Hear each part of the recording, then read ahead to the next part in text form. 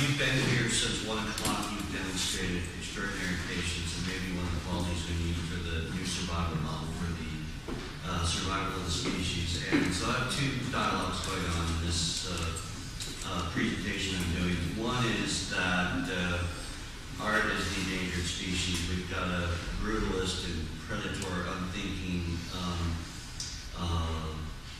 source of energy that wants to, sell the Rose Art Museum and bring this place to a point of extinction. And a lot of this evolutionary model that we're in right now is the competition for resources. So my project that I'm doing right now is called Health of the Planet, and the idea is that there is a theory, it's not very sophisticated, it's pretty obvious, that we need a certain amount of CO2 oxygen exchange, and that takes place in the forests around the world, and one of them being the Amazon and the Atlantic rainforest of Brazil. And normally when you do a medical checkup of the body, you take x-rays of the lungs. So what I'm doing is taking x-rays of Amazon plants. I'm going to show a few of these here briefly. And again, just like we have a competition for resources at Brandeis, we've got a competition of resources. And in Brazil, this kind of chaotic competition for resources is an image that I'm using is the chaotic use of electricity in the favela, which is the slums of Rio, where everybody is stealing electricity or just grabbing, the resources that they need for their survival. And these electrical lines, which are as much as ambience as they are as, fine drawings, that this is sort of the symbol of this sort of same competition for resources. So, what I wanted to do was actually bring fine art into the museum, because since this is a place that's a challenge, just like the rainforest and just like every forest around the world, this is sort of a location where a lot of dialogue is taking place on what do we do for our survival. And a lot of artists have worked with artists we've seen in this lecture today, and as Mark pointed out, one of the things that art does is it has this amazing ability to make you change your perspective. And I should have brought this slide, but I didn't think about it until now. The painting that best embodies that for me is a painting by Velasquez called Las Meninas, which most of you that know about art will know. It's the king and queen. They're coming into a salon where their daughter is being pricked and being actually presented in a painting to a potential suitor, because there was no male heir at the time. And it got repainted over when there was a male heir, and all of a sudden Velasquez puts himself into the painting. He's got a medal on him, and he's part of some higher nobility that he wanted to aspire to. And everybody turns around in a moment of shock, and they're looking out at you.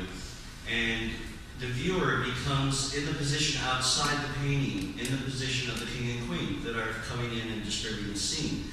So this notion that the relationship between viewer and object can be, radically shifted. So instead of this Renaissance proscenium, and it's interesting because somebody else here talked today about, I believe, Foucault, and this is the first chapter of the book, The Order of Things. And the order of things is this sort of notion of looking at the history of classification in science. And I think there was a talk about David that other layer, you start out with this physical classification, and then you get into what's underneath. So art in its best does both. It entertains, it's great looking, it shifts the perspective, and it asks questions. So finally I bring some art, and this is it, it's done. And I'm just going to show some work. If you want to stick around and look at it, that'll be great.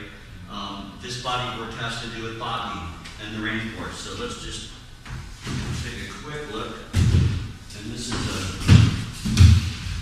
I put these here just to help with this.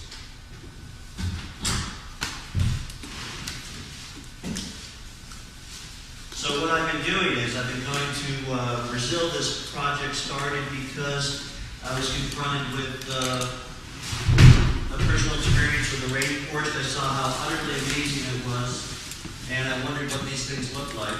And I thought, okay, let's take an X-ray. And you'll have to get out of your seats. We're at the casual part of it if you want to look at these. And I started taking x-rays of these plants. And the theory is that, you know, through this process, as a viewer, you'll get some notion of the beauty, the fragility, and also the sadness of something that may be soon to be lost.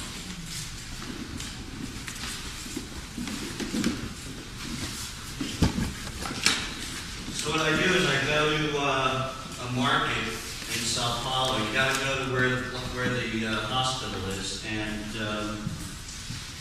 took 3 years to find a hospital in Sao Paulo that let me work there. I worked there for a week, brought the plants to the hospital, and then started taking x-rays. Mm-hmm.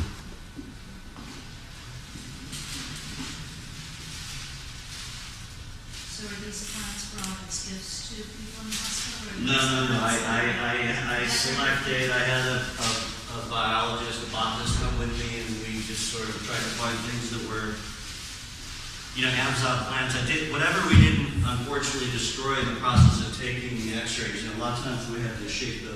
Oh, I see. So you were using the hospital equipment too? Yeah, we're using really good, high-quality digital x-ray equipment to come up with a file, electronic file.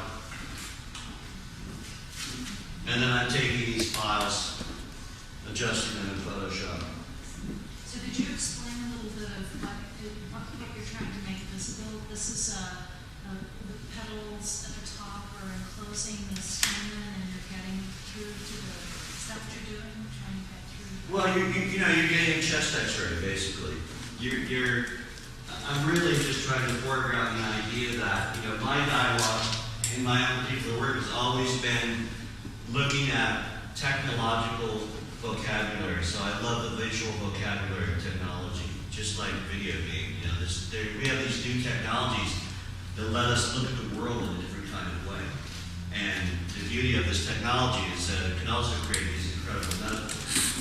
And the idea that through technology you can give the world a medical checkup was like something really interesting to me. So that's really, it's about the metaphor.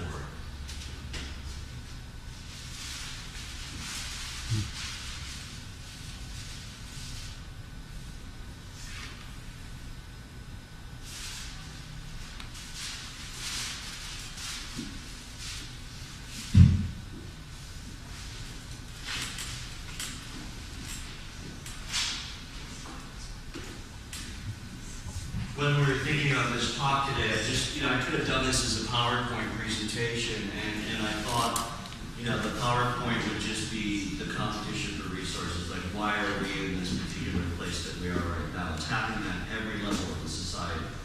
It's happening here, it's happening outside of here. I'm not sure I know what the answers are, but I know that, you know, art has that ability to create a certain kind of awareness, and it's not something we can sleep through anymore. It's time for action, that's for sure. And Darwin is just such a perfect metaphor to think about that, because, you know, we know that species are being, you know, lost every day. One of the things besides the confrontation with the rainforest that brought me to this idea, or kind of helped gel it, was this book that I was talking about with Mark, which is a book called Collapse by Jared Diamond. And it was sort of a review of different civilizations over time and how they overused their resources. And one of the examples was the Vikings coming to Iceland, you know, and they had this model of grazing based on their Scandinavian climate. They come to Iceland, they don't know that the soil is this thick.